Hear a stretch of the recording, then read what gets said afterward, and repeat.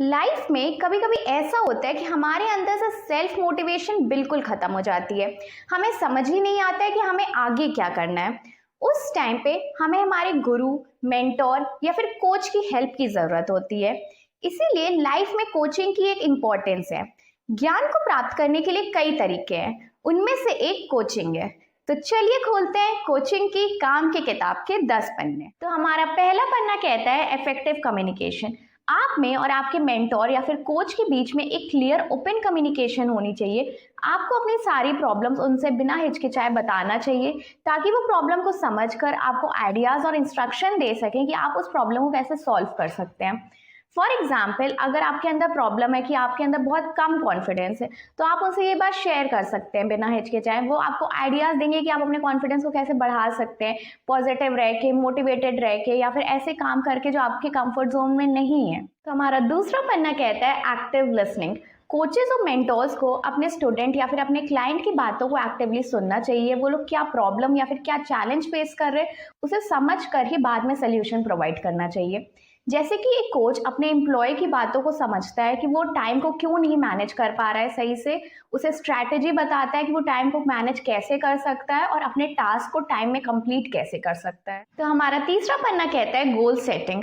Coaches और mentors हमारी help करते हैं हमारे गोल्स सेट करने में, ऐसे गोल्स जो रियल भी हों और जिन्हें हम अचीव भी कर सकें। फॉर एग्जाम्पल, आपका कोच या फिर आपका मेंटोर आपकी स्किल को पहचान कर ऐसे गोल्स आपको बताता है जो आप सही में अचीव भी कर सकते हैं। आपकी प्रिपरेशन में आपको हमेशा इंकरेज और मोटिवेट करता रहता है, आप में विश्वास रखता है और कोई भी प्रॉब्लम आने पे आपकी हेल्प करता है सोल्यूशन ढूंढने के लिए। तो हमारा चौथा पन्ना कहता है फीडबैक एंड इवैल्यूएशन। फीडबैक देना दोनों ही पार्टीज को फॉलो करना चाहिए, भले ही वो स्टूडेंट या क्लाइंट हो या फिर आपका कोच या मेंटोर हो। दोनों ही पार्टीज को एक दूसरे को फीडबैक देना चाहिए, भले ही आप पॉजिटिव फीडबैक दें या नेगेटिव फीडबैक दें। फीडबैक से कोचिंग प्रोसेस और बेहतर बन पाता है। फॉर एग्जाम्पल, एक कोच अपने एम्प्लॉय के काम को देखता है, उसे एनालाइज करता है और फीडबैक देता है कि कहाँ वो और इम्प्रूव कर सकता है। तो हमारा पांचवा पन्ना कहता है कस्टमाइजेशन। एक कोचिंग प्रोसेस बेहतर बन पाता है जब आपके कोच या फिर आपके मेंटोर स्ट्रैटेजी के साथ सोचते हैं और टेक्निक्स यूज करते हैं आपकी ज़रूरतों को पूरा करने के लिए या फिर आपकी प्रॉब्लम को सॉल्व करने के लिए। फॉर एग्जाम्पल, हर एक कोच और हर एक मेंटोर को क्रिएटिव सोल्यूशन ढूंढना चाहिए किसी भी प्रॉब्लम को सॉल्व करने के लिए, ना कि घिसे पिटे आइडियाज और इंस्ट्रक्शंस का यूज करना चाहिए। तो बढ़ते हैं हम लोग अपने पन्ने नंबर 6 की तरफ, जो कहता है एम्पैथी एंड सपोर्ट। हर एक कोच को या फिर हर एक मेंटोर को अपने स्टूडेंट या क्लाइंट की तरफ सपोर्टिव होना चाहिए। उन्हें खुद को अपने स्टूडेंट या क्लाइंट की जगह रख के सोचना चाहिए कि वो किस तरीके के प्रॉब्लम या चैलेंज को फेस कर रहा है और एक सोल्यूशन निकालने में हेल्प करनी चाहिए। फॉर एग्जाम्पल, एक कोच अपने एम्प्लॉय को हमेशा मोटिवेट करता है, हमेशा इंकरेज करता है और उसमें विश्वास रखता है कि वो अपने गोल को ज़रूर अचीव करेगा। तो बढ़ते हैं हम लोग अपने पन्ने नंबर 7 की तरफ, जो कहता है कंटिन्यूअस लर्निंग। कोचेस और मेंटोर्स में हर चीज़ की नॉलेज होना ज़रूरी है ताकि उनके पास किसी भी फील्ड से रिलेटेड प्रॉब्लम आए तो वो उन्हें समझ पाएँ और सॉल्व कर सकें। इसलिए उन्हें अपनी नॉलेज ज़्यादा से ज़्यादा बढ़ानी चाहिए, बुक्स रीड कर खुद को ऐसी एक्टिविटीज़ में इन्वॉल्व करके जहाँ पर उनकी नॉलेज बढ़ सके, स्किल बढ़ सके और उनकी कोचिंग स्किल और बेहतर बन पाए। फॉर एग्जाम्पल, उन्हें खुद को अप टू डेट रखना चाहिए, current affairs, current events, business events, national events, international events etcetera. तो बढ़ते हैं हम अपने पन्ने नंबर 8 की तरफ, जो कहता है बिल्ड ट्रस्ट।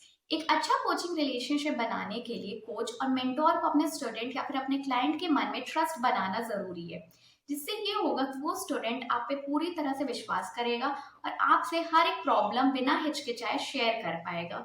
फॉर एग्जाम्पल, एक कोच अपने स्टूडेंट के मन में ट्रस्ट बनाता है उसकी प्राइवेसी को रिस्पेक्ट करते हुए, जो भी उसने प्रॉब्लम शेयर की है उसको इधर उधर ना बोल के और उसकी प्रॉब्लम को अपनी प्रॉब्लम समझकर एक सोल्यूशन निकालने के लिए पूरी मेहनत करता है। तो बढ़ते हैं हम लोग अपने पन्ने नंबर 9 की तरफ, जो कहता है प्रॉब्लम सॉल्विंग।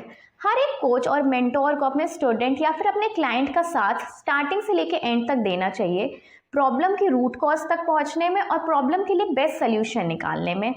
फॉर एग्जाम्पल एक कोच अपने एम्प्लॉय की हेल्प करता है जो कि एक कॉन्फ्लिक्ट को फेस कर रहा है, उसका सल्यूशन निकालने में या फिर उस कॉन्फ्लिक्ट को अच्छी तरह से रिजॉल्व कराने में। तो बढ़ते हैं हम लोग अपने पन्ने नंबर 10 की तरफ, जो कहते हैं सेलिब्रेटिंग सक्सेस। छोटी सी छोटी अचीवमेंट को सेलिब्रेट करने से मोटिवेशन भी मिलती है और एनर्जी भी मिलती है काम को आगे करने में। तो हर एक कोच को या फिर हर एक मेंटोर को अपने स्टूडेंट या क्लाइंट के अचीवमेंट को सेलिब्रेट करना चाहिए, उन्हें अप्रिशिएट करना चाहिए। फॉर एग्जाम्पल एक कोच अपने एम्प्लॉय की अचीवमेंट को सेलिब्रेट करता है कि उसने सेल्स टारगेट अपना पूरा कर लिया है, जिससे ये होता है कि उस एम्प्लॉय के मन में मोटिवेशन भी आती है और एक पॉजिटिव वर्क एनवायरनमेंट भी बनता है। आशा करती हूँ कि आपको कोचिंग की काम की किताब के 10 पन्ने समझ में आए होंगे। उनमें से 3 पॉइंट मैं आपको ऐसे बताऊंगी जिस पर आपको ध्यान देने की जरूरत है। पहला पॉइंट, आपको आपके मेंटोर या फिर कोच से सारी बातें बिना हिचकिचाए शेयर करनी चाहिए। भले ही वो आपकी बहुत बड़ी प्रॉब्लम हो, आप किसी चैलेंज को फेस कर रहे हैं, आपको सारी बातें एक ओपन कम्युनिकेशन रखते हुए उनसे शेयर करनी चाहिए। दूसरा पॉइंट, कोच और मेंटोर को अपने स्टूडेंट या फिर क्लाइंट की तरफ सपोर्टिव होना चाहिए, एक फ्रेंड के जैसे ट्रीट करना चाहिए ताकि एक कंफर्टेबल बॉन्ड बना रहे। तीसरा पॉइंट, कोच और मेंटोर को अपने स्टूडेंट या फिर क्लाइंट का साथ स्टार्टिंग से लेके एंड तक देना चाहिए, प्रॉब्लम के रूट कॉज तक जाके उसका सल्यूशन निकालना चाहिए ताकि वो प्रॉब्लम जड़ से खत्म हो जाए। अगर आपको हमारा ये प्रयास पसंद आया है तो वीडियो को लाइक करें, शेयर करें और चैनल को सब्सक्राइब करें।